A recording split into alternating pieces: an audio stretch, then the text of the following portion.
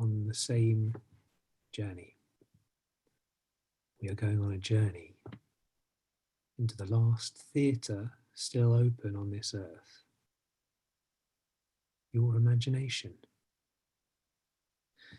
Now, we encourage you to experience this lying on the floor with your headphones on, with a piece of paper and something to write on or draw with beside you, all of which you may have already prepared.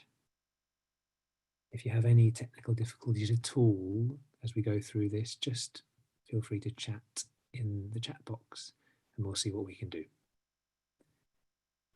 So, I invite you now to lie down on the surface that you've prepared. Take a moment to feel the weight of your body on the floor and to familiarize yourself with the sensation of your breath coming in and out in waves.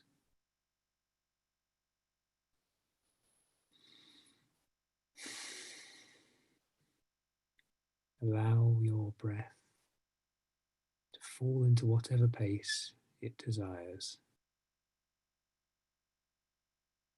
There are no clocks, no minutes. The only time is your breath.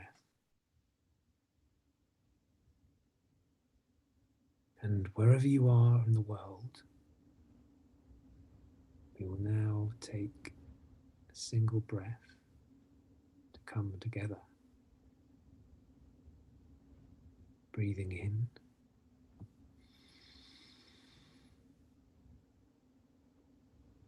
And exhale.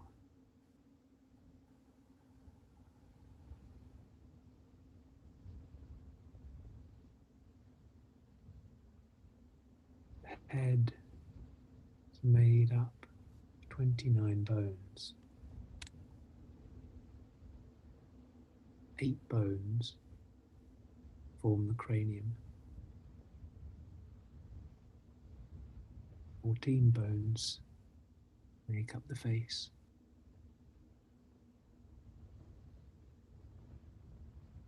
We tend to imagine bones as hard and inert. But all bones, including the skull, are alive,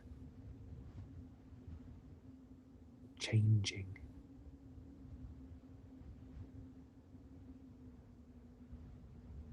Allow your breath to drop in at whatever pace the body desires.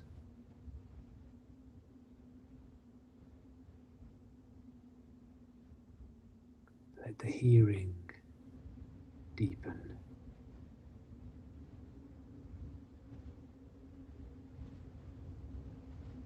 Feel the air around the back of the skull.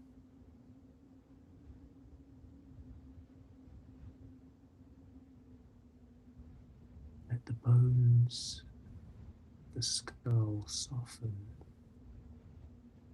and move apart like plates of the earth.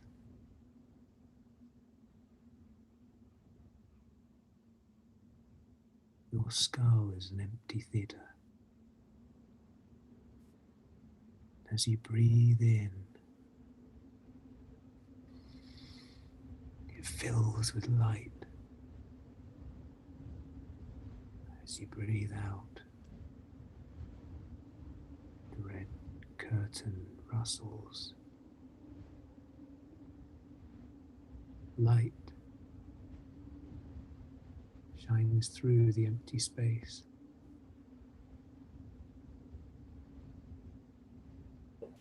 The whole head is open.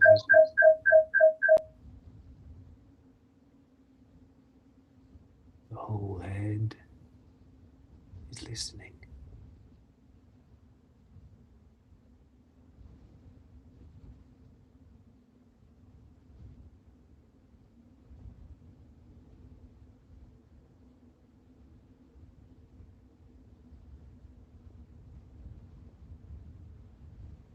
music starts,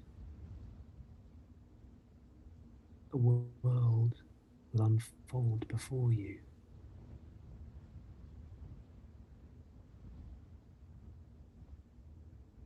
You will see images.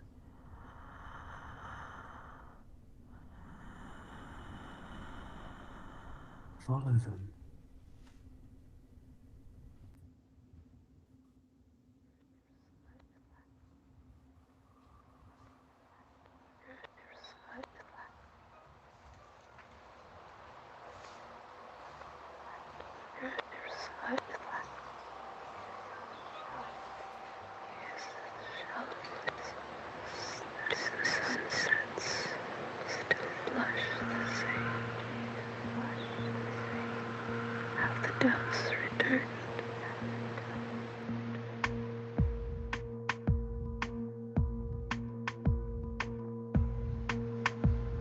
This is a dispatch from the last theater still open on this earth. Your imagination. Maybe like me, the brokenness of this world has got you down. I feel like I'm walking around carrying stones in my pocket too. I go into my bedroom and look at the four walls of my prison. I take off my coat and I put on that necklace of stones and I drag them all into bed. But you were born in a prison and you will die in a prison. So there's no need to be afraid of a prison.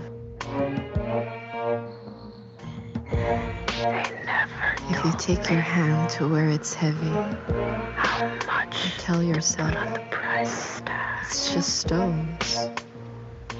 You slowly realize it's just stones.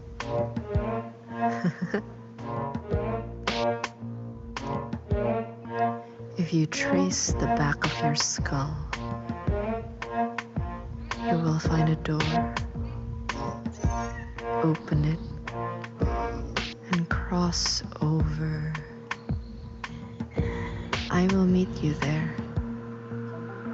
You'll see me, the lone horse, stamping in the graveyard. Dance with me.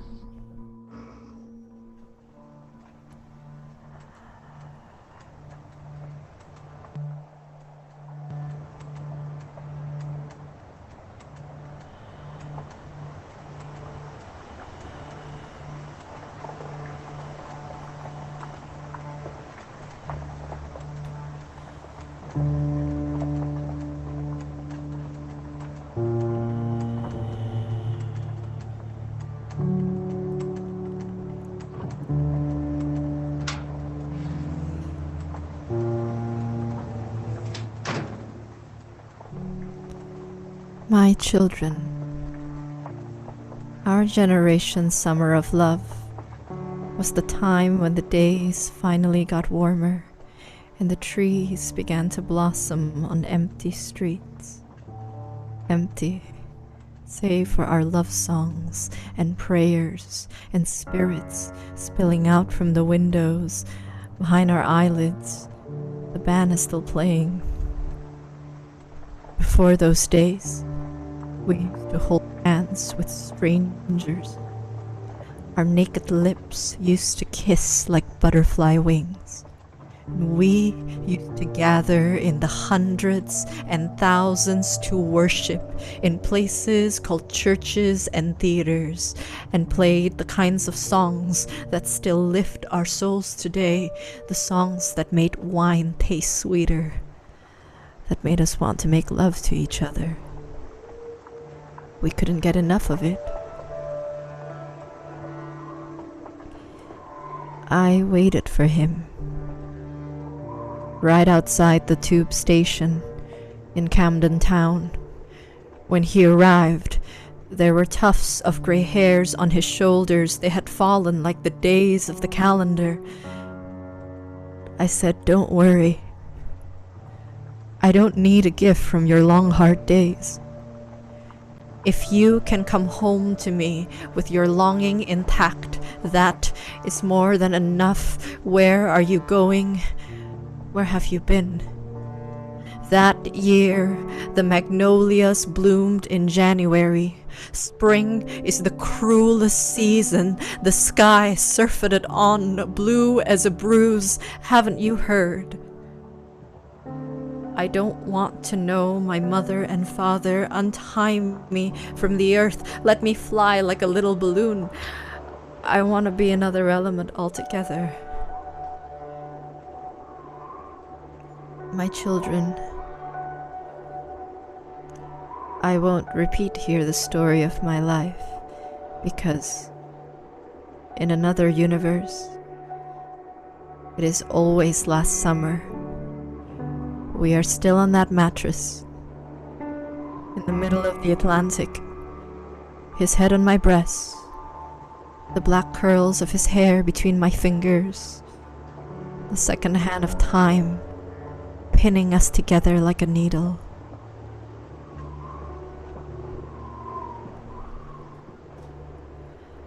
But last winter, we didn't think we would make it either. The cold wind passed through our lungs like cheap whiskey, and wherever we went in the house, we couldn't get warm. I spent those long hours on the floor, naked skin against linoleum, counting my ribs, wondering if it would ever end.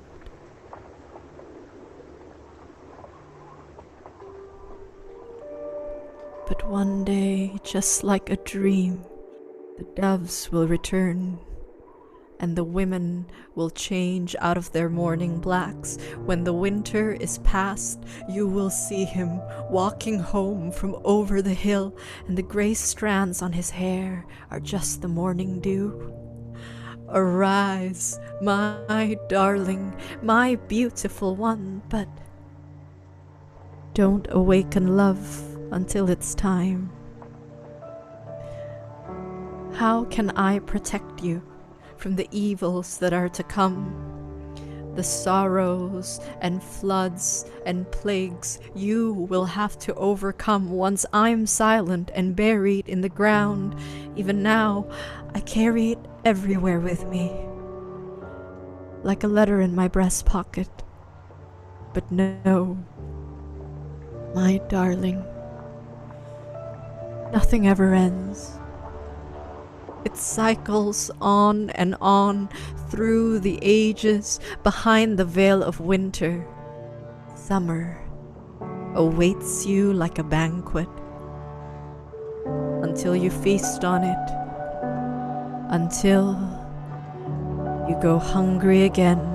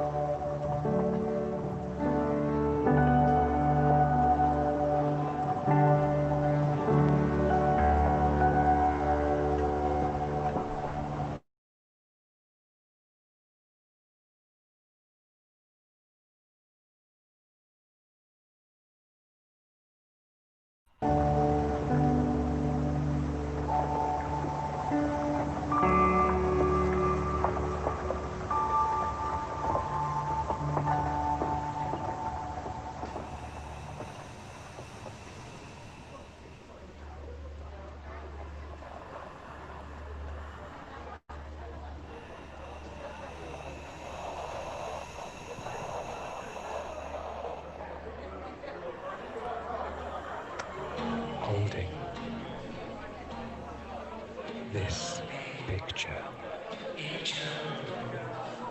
in my left hand, my thumb, my forefinger, my meat cleaver, my meat cleaver, my meat cleaver.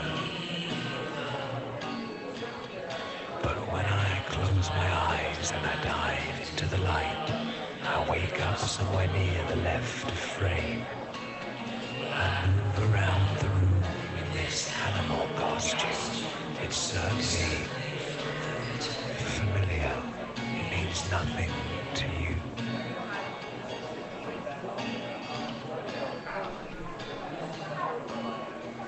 And soon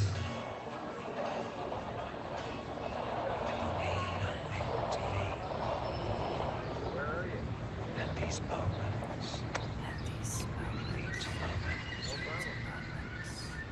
lead to moments.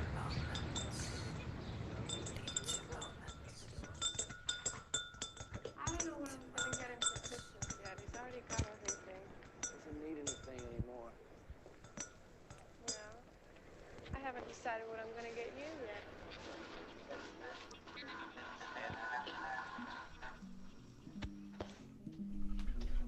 Get him for Christmas yet. He's already got everything. Doesn't need anything anymore. My memory has been failing. Well, I haven't decided. Time seemed to shudder and skip that night, but these are the things I do remember. You ordered me a Molotov cocktail. You wore black, but you were no longer sad. In fact, the straws we sucked from must have been some fountain of laughter.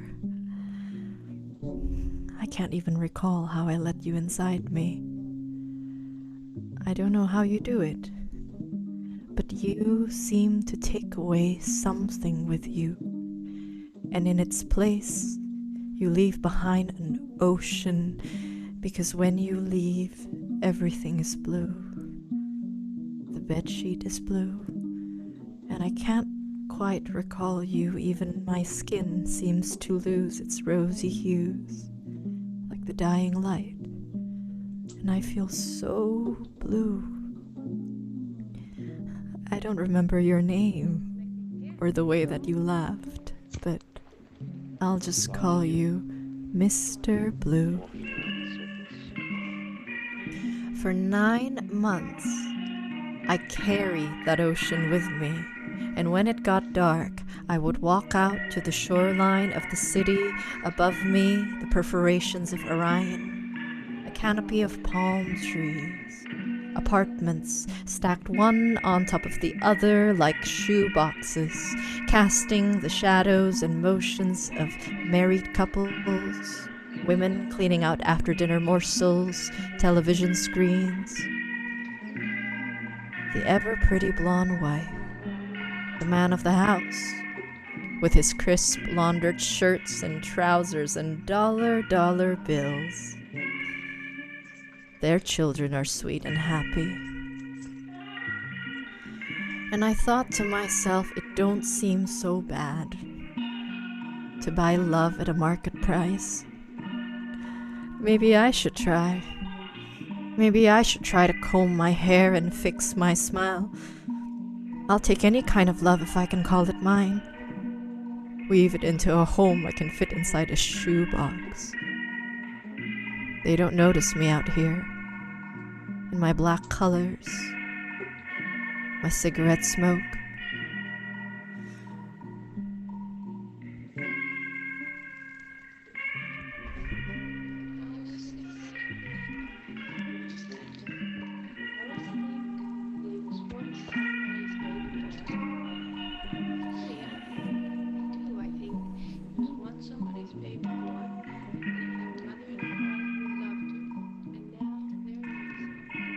It's been 7 years, Mr. Blue.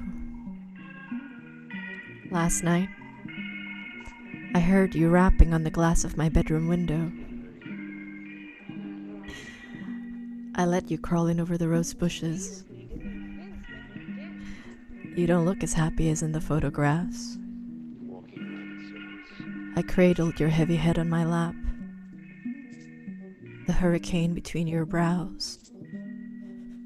Your last words, an apology for leaving the tear stains on my dress. And then I released you. You and your melancholy soul back to the blue, blue ocean where you belong.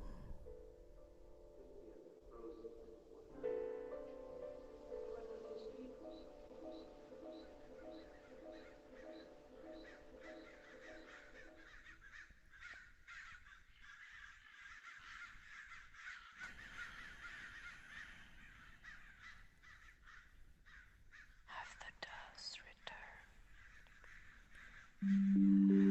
And at the very end, they sat in a circle and tried to make time stop, and spoke about all the beautiful meals they had eaten. Last December, a raven flew over our house. My father spent 9 days in the hospital. We didn't think he would make it. But death could not pry him from this world. He had a mortgage to pay and promises to keep. When he came to, all he wanted to do was eat. He wanted everything. Oxtail with butter beans, steamed fish in bubbling oil, fatty slices of meat. His hospital bed, a feast of hands passing over plates. My mother waiting on him, hand and foot, taking away dishes just half eaten, tasting little crumbs off his table. In April, I heard the birds coming home again. But I painted your name on the door in red, and the raven flew over the neighboring boy's house instead. We didn't hear the funeral drums over there. There was the hissing of the oil, the radio blaring loud. Even now, I look at those still photographs in my mind, the same way the old masters painted still life. The sweet grains, the smooth, fatty linings. There is only the taste of metal in my mouth. In this promised land, there is no milk, no honey, no manna from heaven. But we have televisions, and our new shoes, and our dollar bills.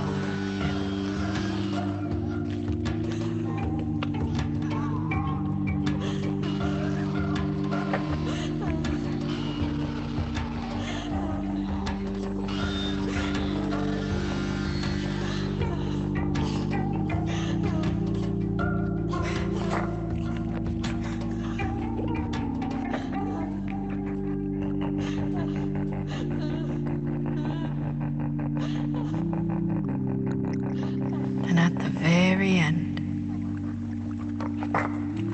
they sat in a circle and tried to make time stop.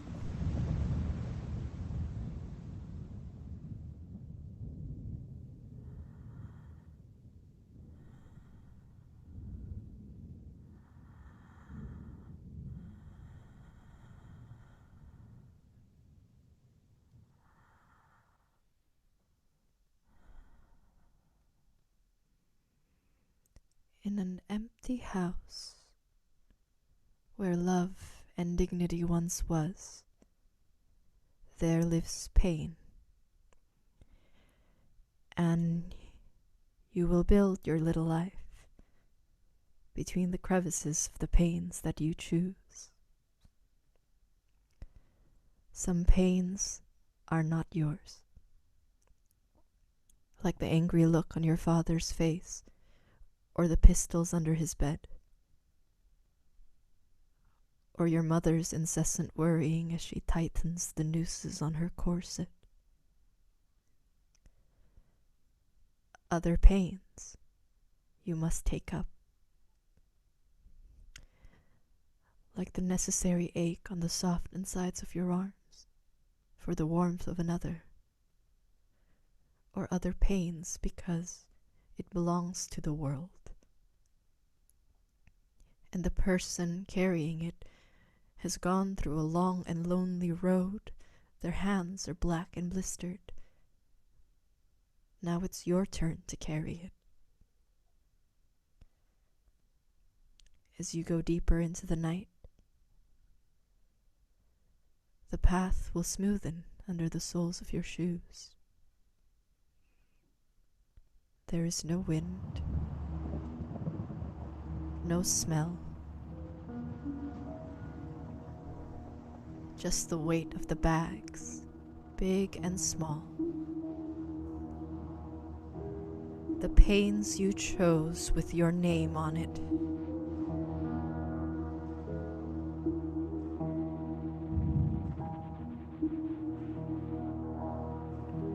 Consider an airplane full of sleeping people, all the dreamers flying towards their separate wishes, to weddings, holidays, family whose faces have started to blur, funerals. All the centuries of human ingenuity have led us to the faith and physics of throwing our wishes up to the sky. Consider an airplane with its food in plastic containers, its neatly pressed blankets and uniforms. I guess an airplane is truly a hospital for all our separate aches. For the lover on the telephone, or for home, or for a chance. When I was 5 years old, I was in an airplane too, bound for America, where my mother and father dreamed we would start a new life in a city that hadn't burned to the ground. When I was 25 years old, I was in an airplane, homeward bound, and I followed that thread back to a hospital bed. The nurse asked me today if I had sensitive skin, pointed down to my inner thighs, blushing crimson, like those sunsets you like. I guess, I said. If only the blood from my veins could turn into a poinsettia tree, and its garish bright red could drip into the veins of a sad dying girl on a hospital bed in Damascus. If only my letters could reach you in the address of your own loneliness. I'm saying, me too. Me too.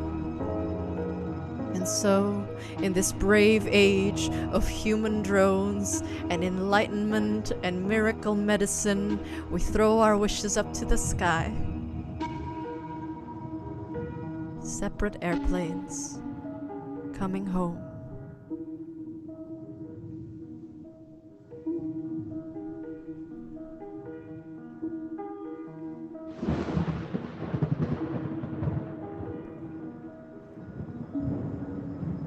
My darling, I hope you are home. I hope the dim sparrow songs are lighting your way as you stumble with your keys. I hope across the dark hallway, all your loved ones are in their beds. Your enemies are asleep too. Their knives are drying in the kitchen sink. The time is that mythical time when all the sad normals are asleep. And your father and mother and their tired, angry fists are still, you can go wherever you want, be whomever you want. And when they tell you to know your place, you know your place is on the throne.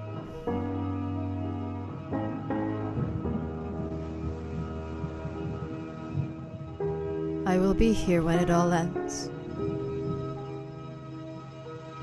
In the last theater on earth that you built with the threads of your imagination.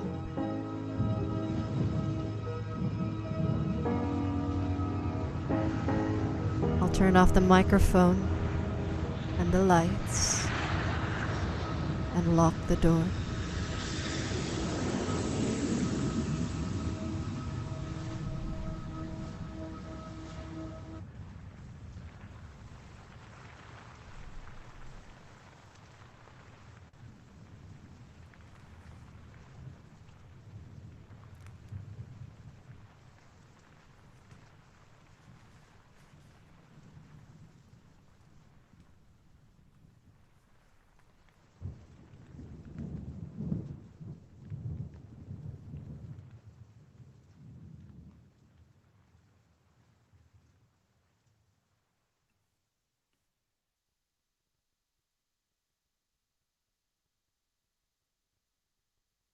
Keeping your eyes closed.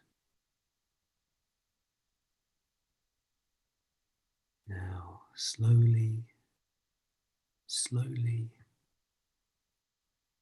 make your way from horizontal to vertical, but take your time, keeping your eyes closed. Slowly, slowly bring your hands up to your face.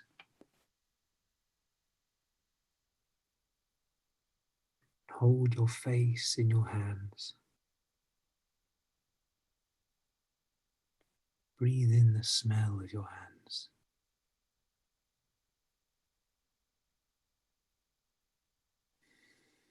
Keeping your hands close to your face. Very slowly open your eyes. Look at your hands.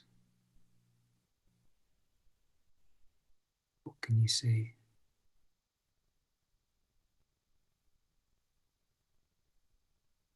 Slowly, slowly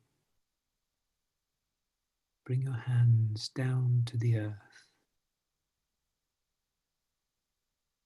and feel the ground beneath you.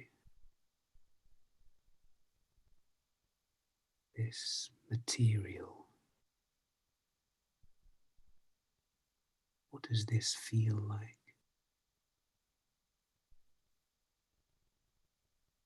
Breathe in the ground beneath you.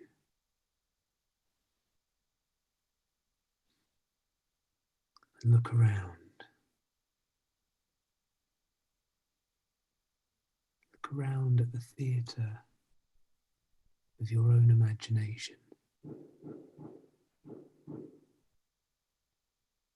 You made this. You made all of this.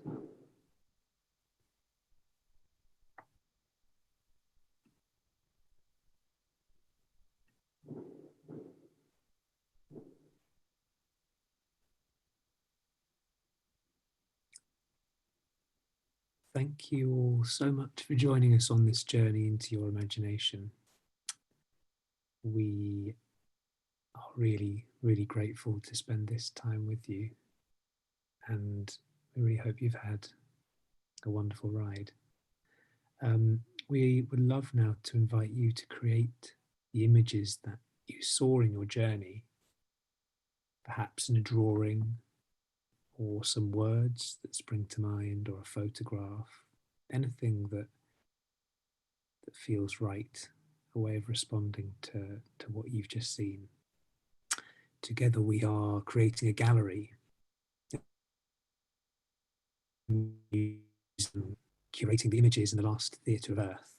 So once you've done this, we invite you to take a photo of what you've made, and we would love it if you would share this with us by sending your pictures to the email which we'll put in the chat box, which is navetheatre@gmail.com. Please take as much time as you want, and feel free to leave the space whenever you want. We'll be hanging around just off screen, so if you have any thoughts or questions, feel free to put them in the chat box. But for now, thank you again so much for joining us, and we hope to see you soon.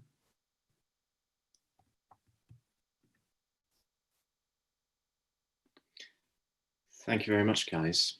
I don't want to break the atmosphere too much, but that was beautiful. A real medicine for the times we're in. My name's Sam Redway, and I'm one half of Naive Theatre, and I'm here kind of representing the Digital Lyceum, and it's been our real pleasure to host this show here. And I'd just like to let everybody know that we are going to be doing a post-show discussion straight away in about 5 minutes time, once the artists have had a time to kind of relax. So feel free to stay in the space. We'll have about 5 minutes of quiet. I'll slowly bring in a little bit of music just to fill the space, but yeah, please hang around, and if you'd like to join us for a post-show discussion, please do. Anybody who is watching on live stream, please, if you'd like to make your kind of appreciation known to the artists, please do head to digitallyceum.com and head to the bar, and you can buy them a drink, and anything that you donate is split between us and the artists in the artists' favour. So please do, if you enjoyed the show, please do head over there. The Digital Lyceum's here to try and support, find and promote and develop digital experiments as much as we can, and find an audience for those things. So if you'd like to support that and the art that you've seen, please do head over to the bar. Thank you. I am going to put some music on, and I'll disappear for about probably 3 minutes now, but hopefully we'll see you back in a few seconds for a post-show discussion. Thank you very much.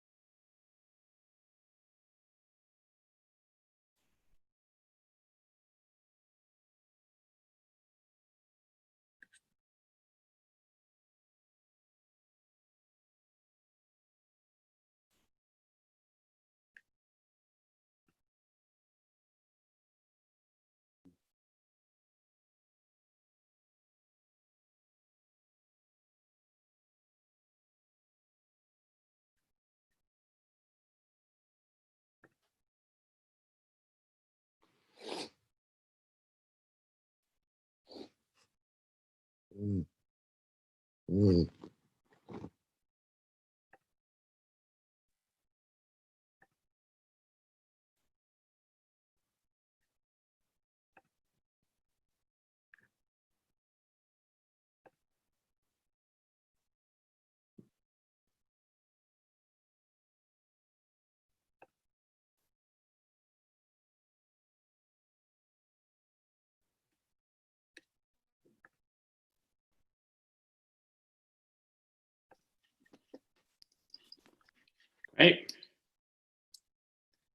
Hello.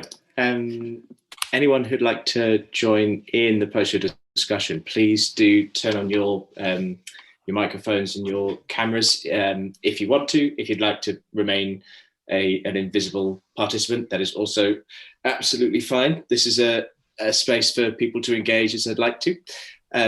I would like to, I've still got you on spotlight. Let me spotlight the most important, the person who's leading the space to start off with. I'd like to introduce everybody to someone who's not made themselves known so far, which is Tyrrell Jones, who I will just spotlight now because he's going to lead the post-show discussion in the brilliant way that he always does. So here we are, just making you spotlight now, Tyrrell. No pressure there. I'm Tyrrell Jones. I'm the other half of Naive Theatre, and thank you, Jack and Elizabeth, for a really wonderful performance. It's been a real pleasure to have you here on Digital Lyceum, and a real pleasure to appreciate that performance. I suddenly appreciate my study in a totally different light, having brought to life all these imaginings in it. I don't think it'll ever be quite the same again. So thank you for that. I think one of the things that we're really trying to do here in the Digital Lyceum is to explore how digital work can work well, and what works for artists and also what works for audiences. And these discussions are kind of an opportunity to connect you both with each other, for you to ask questions of the audience, and also audience to ask questions of you. And this is a kind of long-term, all these discussions are a kind of ongoing investigation into what the possibilities of digital work are, and what we like and what we love and what works and what doesn't, so that we all feel resilient enough to make work in this pandemic, and understanding the context in as full a way as we possibly can. So I guess one of my first questions for you is whether where the inspiration came from for this work, and how you adapted that to this current context. Do you want to go, Betty?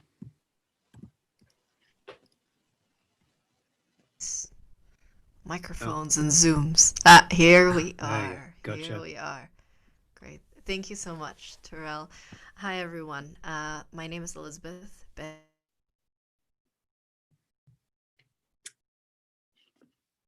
Lost you, Betty. So the fact that you are here present with us for 40 minutes, your attention is really valuable. So we're really touched by that, actually. We started creating Stampin' in the Graveyard over the summer. It was during the first lockdown. But we are, both of us, currently students at RADA. And when the lockdown started, we stopped training, and we were essentially makers of theater in a world with no theaters, because everything was closed. And there's this sense of impotence, actually. And also, both of us being young people, we also felt and acknowledged the grief and complicity of the fact that we are a generation that is destroying the world. You know, we are here at a time of climate change, at a time of late capitalism, and it's really coming to terms with all of the things we've created and destroyed as a humankind. And out of that, we made Stampin' in the Graveyard, because what we realized was, even though we can't make theater, you guys can. We're not making it anymore. You're making it yourself in your imaginations, and we're just somehow helping you. And whatever it is that you saw in your journeys is more interesting than anything I could have pictured for you, in a way. Um, Stamping as in a sort of dance, either of sorrow or also exaltation. And the graveyard, in a way, is the graveyard of our civilization, really. And also at the same time, on an individual level, knowing that one day we will die. And actually, I think the world will be a different place if we told ourselves that on a more regular basis, that one day we will die and we have to think about what we want to leave behind. And it's kind of all of these sort of sobering reflections that went into the album. And Jack created these incredible soundscapes to it that really created the world of it, actually. And you've kind of gone through a creative journey on your own as well over the summer with music. For sure, yeah. I mean, so Elizabeth came to me with the proposition of this.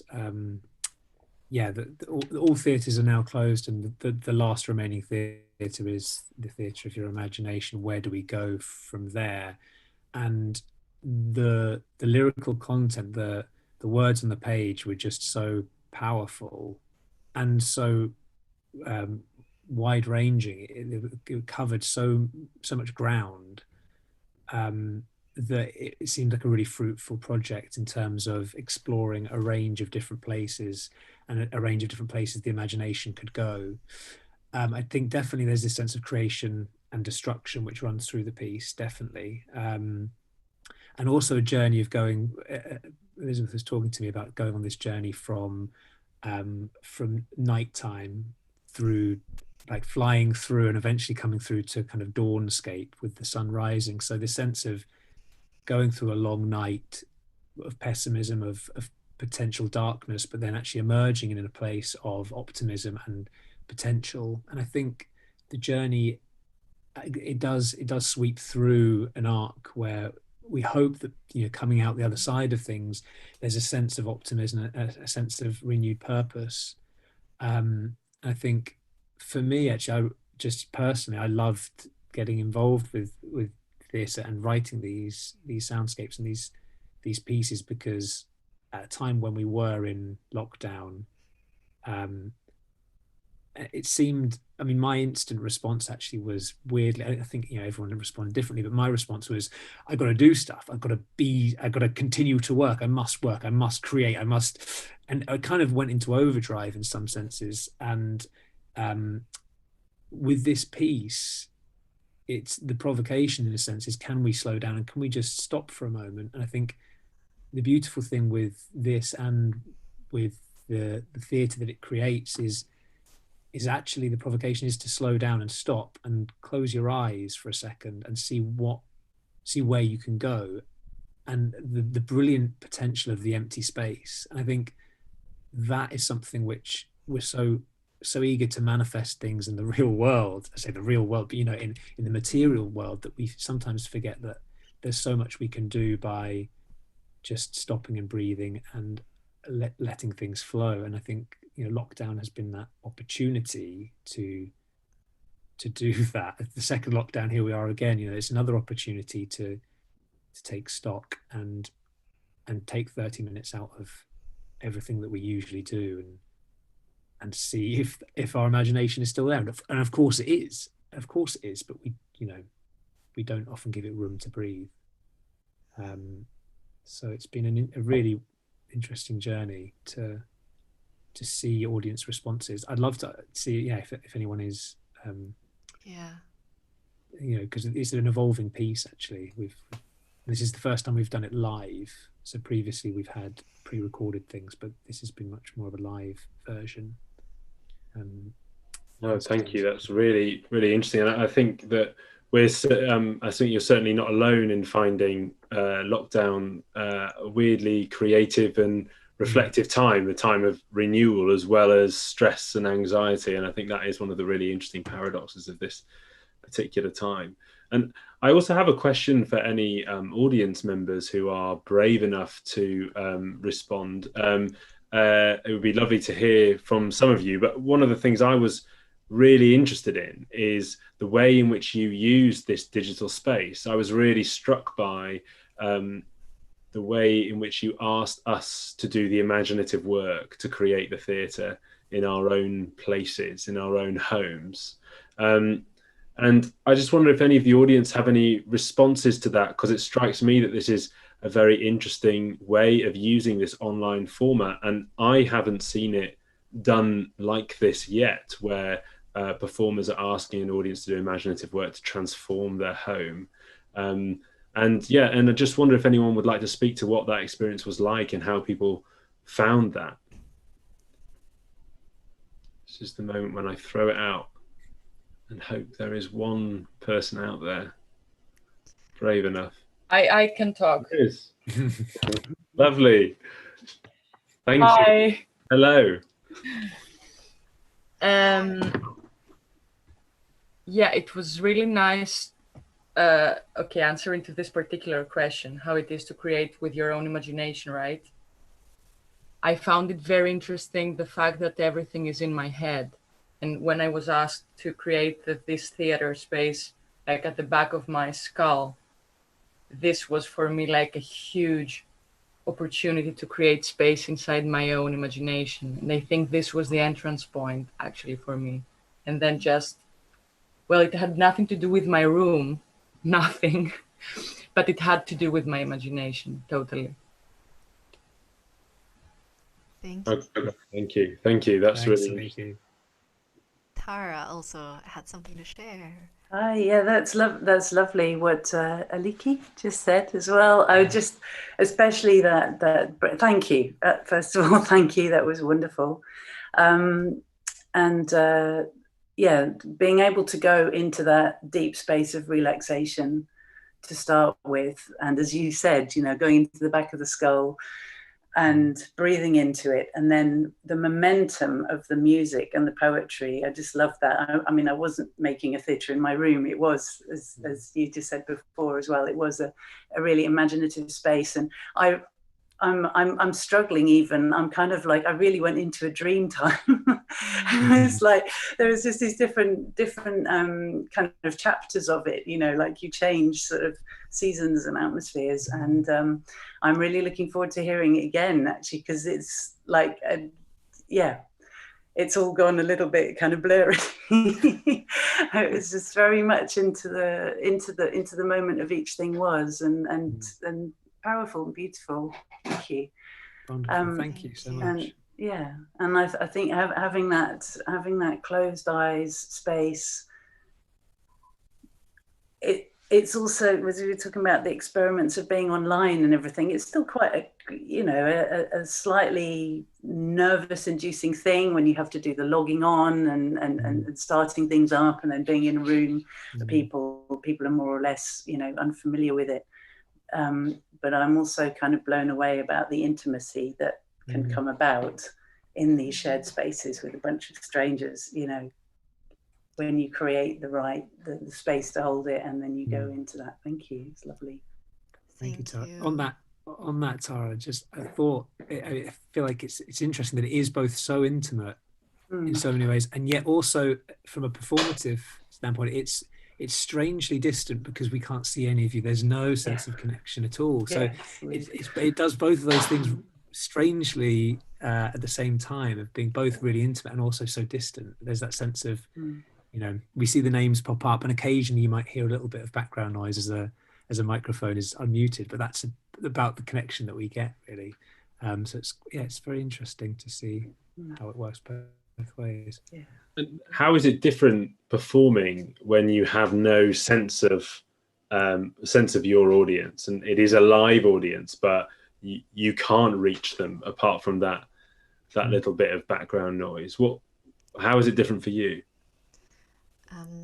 If I may first of all, thank you, Tara and Aliki, and I do want to share that it's always so interesting to us. It's a very intimate thing, of course. Not everybody shares this with us, but sometimes people actually tell us also the things that they saw, which are always incredibly personal, actually.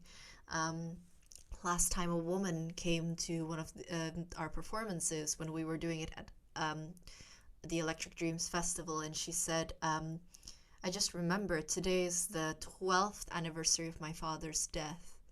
And I saw these shards of stained glass window, and I felt like I was reaching through them in meeting in a space where it's not about where both people who are dead and alive can be present in. Another audience member we had from New York actually also shared. I still remember because it was so beautiful. He's a migrant, and he said it made him think about moving to the U.S. and how he always felt like that moment tore him into two different people who always existed inside of him. And all of these are incredibly personal things and incredibly disparate and different. But again, because at the end of the day, it's your experience, and we are trying our best not to control what that experience will be and just to allow you to have it. And what you said as well, Terrell, about how do you connect to them? It's funny because even in the writing of it is a sort of loneliness and a sort of, I'm trying, I'm hoping this can reach you, and I don't know if it can. And I think as a performer, just acknowledging that and incorporating that and trusting that as we go deeper into ourselves, we'll meet inside that space. You will go inside yourself, and I will go inside myself, and hopefully we'll meet there. And that's like the magic of theater, right? And I don't know, maybe one day if we ever get the resources, because you know they say when you're in a theater together, your hearts start to beat in sync with each other, and I'd be curious if that happens to people who, for example, are just in different places experiencing things at the same time. I don't know. That's worth looking into. That's really interesting. Yeah, I wonder. I mean, certainly the music felt like I certainly felt like I was in time with you guys, and I wonder if there are lots of people out there feeling like they're in time with you. Well, then maybe we are all in time with each other, which is pretty cool, really, to be doing that in this kind of time and this kind of context. Yeah, I hadn't really thought about that, but that's kind of quite beautiful. It's quite interesting that it feels like you've really successfully manifested this online space into something which is quite spiritual in a way, and the way that theatre is so spiritual always. There's something, people talk about that magic of being in a live theatre space, that there's something about it that nothing else can really match. But yeah, it's really interesting because most of the time an online spaces feel very prosaic and unmagic. And I think that's one of the really interesting things when we think about doing online work, is how can we make these online spaces feel magical, especially when most of the time we're probably experiencing it on a laptop, which is where most people do most of their work. I'm sat here in my study. It's a very much a work space. So how do you get people to reimagine all of these contexts and logging onto a Zoom call as being magical instead of totally prosaic? And I think you've done what you've really achieved something quite other here, which I think is a real achievement. So I think that, I'm quite impressed with that. But yeah, I wonder if anyone else out there in the audience has any thoughts or reflections on that, or even if anyone felt, actually, no, I struggled to find, I didn't feel that magic there. I don't know what you're talking about, or it didn't work for me because whatever, or any reflections on that, because I think that's one of the really interesting things about this form. Laura's just, yeah, go on. Hi. Thank you so much, Betty and Jack. That was wonderful. It's not necessarily related to what you were saying, but I just wanted to say how well balanced I thought that the music was against the storytelling and the text. I quite often find myself getting distracted by the music in theatre, especially live theatre, but I thought it was so well integrated that it just made the whole experience even more magical. It was, for me, I'm someone who actually watches a lot of ASMR, and it was kind of like ASMR but 500%, and it was with the added addition of kind of the imagination. So that was really beautiful. So thank you for sharing it with us. Great, thanks, Laura. That's all, Jack. Yeah. I mean, you did an incredible job with the sound. And it just, sometimes we would start from like these really rough ideas. Like, for example, in Mr. Blue, Mm. we used samples from Francis Ford Coppola's The Conversation. There was that, and then there was a song that this incredible song, the demo version of something that you had written, right, Jack, and also cigarette lights, and you just created this weird otherworldly fairground world. Yeah, Right. well, it's, you know, it started from the words that, I mean, this is it. It's this, it's, you know, it all rolls together, doesn't it? But there's that sense of the journey was laid out in the beautiful poetry that Betty had written, and it was a question in a way of just finding the right tones to match those words. But I take that. Yeah, it's I likewise can get really distracted by the music. It's that thing of listening, going, oh, isn't that a lovely melody? And then all of a sudden it's like, wait, I've just missed the last 2 lines. What's just been said? And I feel like it's a struggle for me, actually. I say a struggle. It's been a journey for me, this piece, because I tend to go when I'm writing for the more the hooks or the melodious licks and things, and this has been a journey of going, okay, how do we make this an accompaniment to the words? How can it really work hand in hand with it? So it's been a wonderful learning journey. I think, yeah, it's interesting to see how it's evolved as well, because we started talking specifically about the digital space. It started with, at the very end of the piece, we had an XR experience. So we got people up for the very last song and asked people to refocus on the screen, and we had an experience of our audience being on a seat on a plane, and when they moved their heads, the audio would change from side to side. But we realized that actually adding that, even though it was a nice, you know, addition in terms of this piece, adding in that moment of re-engaging with the screen at the end kind of killed it in a sense, because it was, you know, you've taken the audience on a journey, and then this moment of going, and now look back at the screen and you're back in Zoom land. It didn't work, even though the actual work that we did with the XR artist was great. For this piece, it just didn't work. And I think part of the provocation that Betty laid down was that this is your imagination, so to run with that to its final conclusion, which is the whole piece is yours rather than ours, I think was a better option in the end. Well, that's really, really interesting.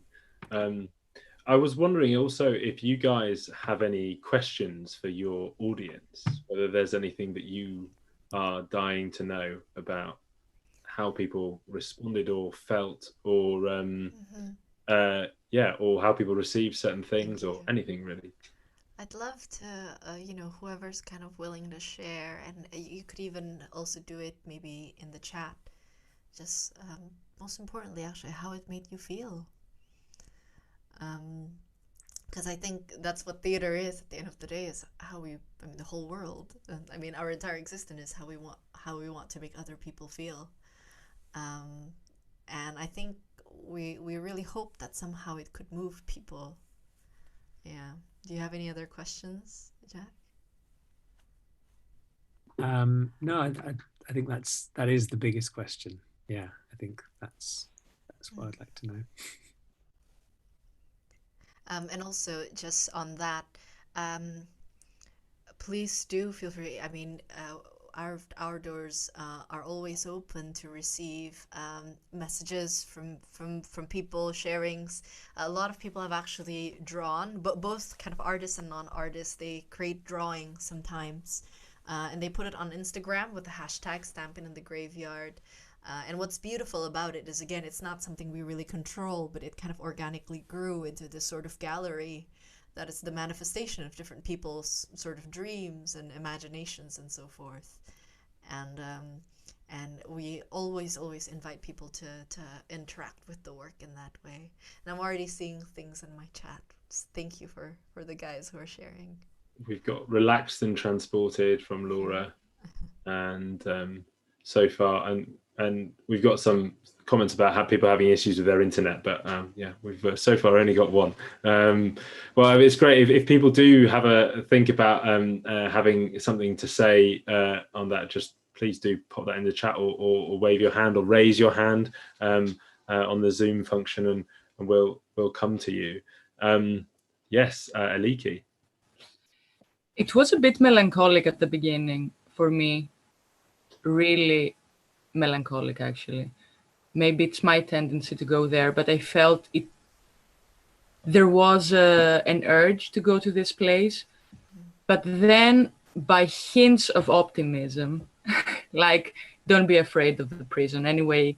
Like, you die there, you live there, just don't be afraid of it. I mean, this has something dark in it, but at the same time, this, like, don't be afraid of something puts you in a position of, okay, let's just take a distance from this sad place and let's just paint it with another color. So this was a nice transformation for me. And then it became lighter, I think. So it started darker, and then I don't know if this was my own journey, but I started from a dark place. Yeah, and then I don't know if I got along with the darkness and then I was fine with it, or you also encouraged me. There were two things happening probably at the same time. Yeah. Thank you for sharing that. Yeah, we've heard some feedback from people saying that it's melancholic and apocalyptic. And thank you, because I think you're right also. A lot of people have also said this is really optimistic. And in a way, for all of us living in these complicated times, we have to be a bit blindly optimistic, actually, so we can get out of bed and make art and kind of keep moving along. And that's what we've got to do, right? Thank you for sharing that, Aliki. It reminded me a little bit of Mulholland Drive. I don't know if it's because now we're studying this, but it did. Like this theater space that you don't know if it's for real or not. And you are, I mean, if this is, it was again, this darkness and light combination. Like that is in some... Silencio. Thank you. It's funny. Thanks, so Lakey. we also showed, we were lucky to be able to feature this at the Bloomsbury Radio about 2 weeks ago. And also to kind of have it actually surprisingly be listened to by about 1,000 listeners actually at the time. And Carl at Bloomsbury Radio, he said actually it reminded him of Leonard Cohen actually, and some of the things Leonard Cohen used to write, which is also very, very melancholic and very dark, and also very resigned at the same time. And whenever we get these references, Jack and I also always feel like true artists. Well, there's someone in the chat also saying there's definitely something David Lynch about it. So yeah, that's clearly echoed. And another comment from Anthony saying, I found it powerfully meditative and dramatic at the same time, which is really unusual. So, any other comments from audience? I have another question for you guys, which is about how you made the decisions around how to adapt it for this online format. When you sort of first, from the moment of kind of first thinking about, okay, we're going to do this live stream, how did you go about going, okay, how do we create the right space for this piece and this group of people? I think Jack kind of went into this a bit as well. I think the first thing that came for us was that it was definitely going to be driven by sound, and that was what was going to be the tool in which we evoke things in people's minds. And then it was a lot of trial and error, playing around with, we had a very ambitious XR setup where, you know, you'd see an airplane window, and then if you breathe into, like, the camera would be able to see if you opened your mouth, and then if you breathe, like, writings would appear on the airplane window. This is true. This is a true story. But then it would crash and would, you know, and yeah, it's a lot of trial and error as well, and finally ending up with quite a simple setup. Go ahead, Jack. Yeah, well, just to add to that, I feel like the thing we learned with those experiences early on, when we were working out and calibrating things and trying to get, you know, the sound right with the XR experience, the key thing throughout the whole thing was guiding each audience member by the hand gently down and then gently up again. And I think you know, it's such a fragile thing, our concentration and our imagination in that space and that place. It doesn't really take much to just take you out of it. And whether that's the cat walking on you, or someone coming in the door, or, you know, your browser crashing, or even just like mild interference, whatever it is, can really just pull you out. And I think we've just become more mindful of that as we've gone on, that in fact, the fewer bells and whistles, and almost the simpler in terms of getting people down and then just letting it run and then getting people up, almost the better, because yeah, too many moving parts became slightly difficult. So that was the main consideration, really, or has become the main consideration. Yeah, you're right. We just wanted to take care of the audience's experience for the most part. Yeah. That's very good. I think there's lots of lessons there for any artist that might be watching or listening for those kind of live streams, and way to make the best of situation and resources. So that's very, very, very interesting. So how do you you've created something, obviously, which is looking forward to an apocalypse, and we are obviously in times which are quite anxiety inducing for people.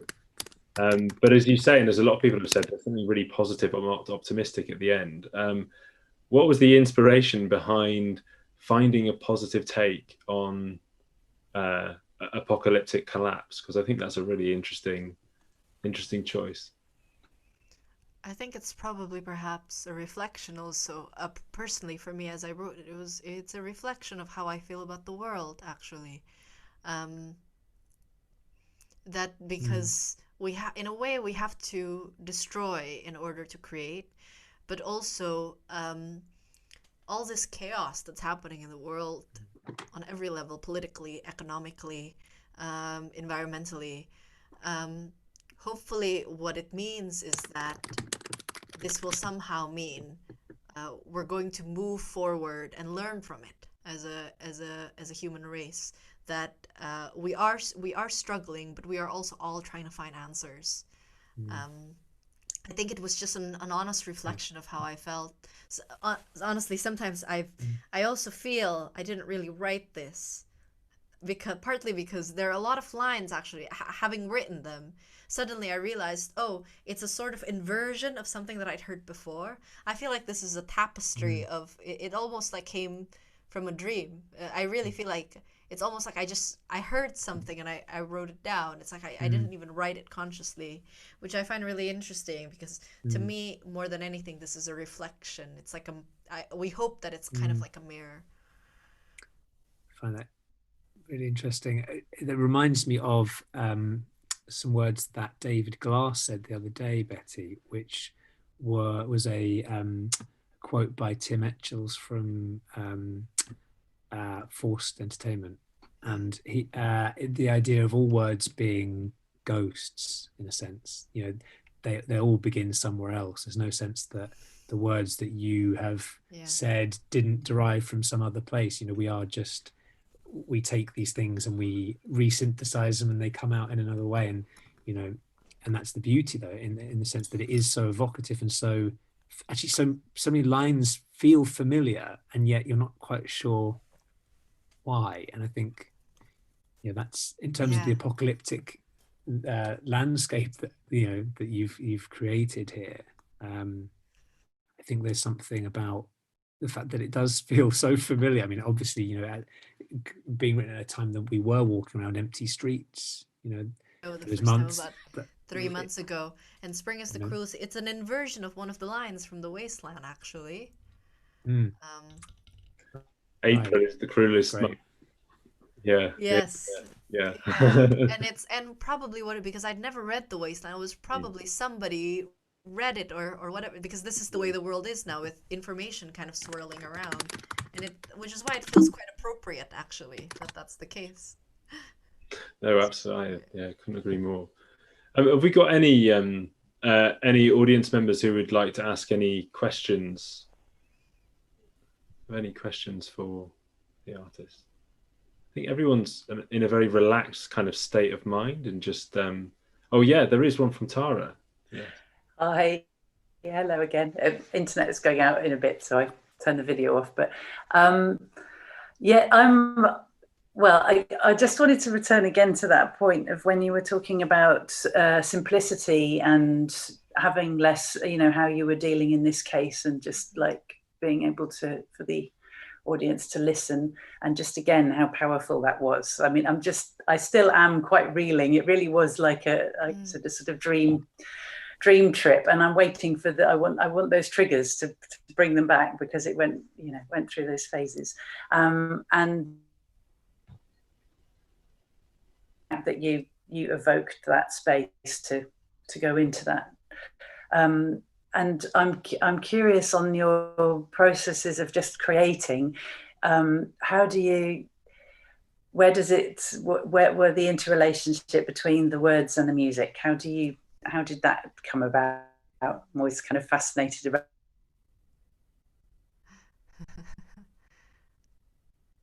Oh, that's what, like, we My lost. internet's gone. Go on, Tara. Quickly. Get stopped off. Oh, your internet's okay. Interplay between words and music. Yes, yeah.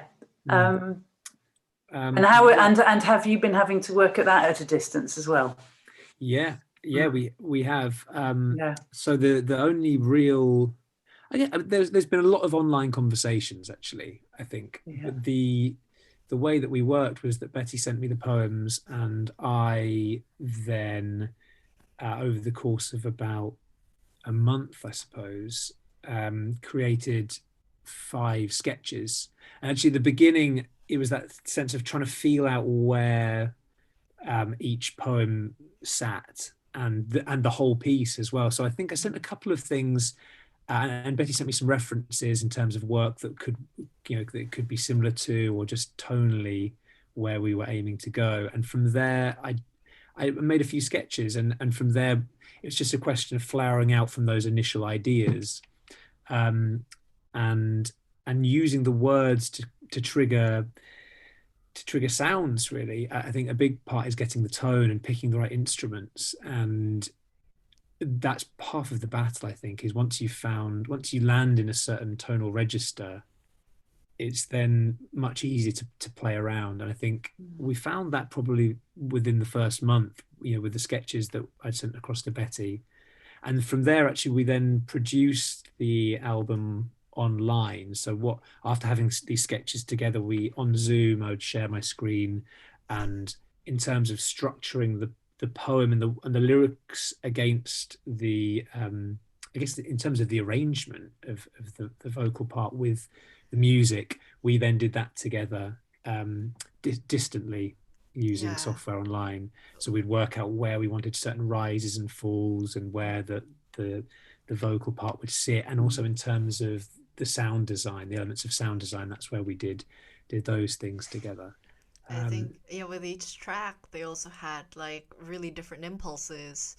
With To My Children, which is the second track, there was something appropriate about the sound of rain, for example. With Mr. Blue, I knew a bassist, and he gave me a riff, and and for some reason I just felt this was something about that. It's a bit of a play on word, because he was playing the blues on a bass guitar, and the piece is about Mr. Blue, and it's really about melancholy, actually. And then this idea also of like a TV on somewhere playing a conversation came in. Another impulse for Promised Land, which is one of the last few tracks, was we really liked the idea of someone talking about food, but you hear the sound of people retching and crying. There was just something that seemed really appropriate about that, and the image that created. So there were also different sort of impulses of sounds and ideas that I think we wanted to explore. Well, guys, thank you so much for tonight. It really has been wonderful, and yeah, I just realised on my camera. Thanks. Yeah, it's the rhythm. Oh, yeah, that was well, thank you so much, guys. Thank you. It really has been wonderful. yeah, it's been a really lovely lovely end to this interesting day that we've all had. So yeah, thank you for being here, and guys for those of you who are still watching, either via the theatre live stream or the YouTube live stream, or those of you who are still in the Zoom, we are just at the beginning of our 8-week season of experimental digital work at the Digital Lyceum. So you can visit the digitallyceum.com/box office to see the full programme of work. Tonight we are launching our one of our own pieces. COVID Lockdown Breath Machine is going to go live in about half an hour. It's also another thing to be experienced with headphones by BBC radio writer Lavinia Murray and sound designer Dr. Rob Bentel. It's with binaural technology, so headphones are very much essential for that one. And we'll be back next week as well for another post-show discussion of that, and we'll be back, in fact, every Saturday for post-show discussions until the 12th of December. So thank you very much for being part of the Digital Lyceum, guys. And in case you didn't hear Sam say earlier, if you enjoyed tonight's show, please do go to the bar and buy these guys a drink, because they deserve it, and I'm sure you'll agree. All right. Any final things for anyone to say, or should we all say goodbye here? I'd just like to say thank you to you guys, Yes. both of you, for having us. It's been a real treat, and yeah, it's been a wonderful experience to do this work again, and to develop it as well, because it's different from last time, and next time will be different again. So having the chance to do it again has been great. So thank you to you guys. It's been such a pleasure. Thank you guys. Well, it's been our pleasure too. So thank you very much, guys. Right, thank you. I guess this is the moment when we end the Zoom. Is that right, Sam? Yeah. Yeah, peace. Goodbye, everyone. Yeah, well, it's the traditional. It's the traditional awkward pause as everyone goes. Finish. Yeah. Thanks so much, guys. Thank you. Seeing the drawings. Thank you, Tara. Yeah, ciao for now. It's lovely to get them. Bye, everybody. Thank you. Bye. Bye. Thank you so much, Sam.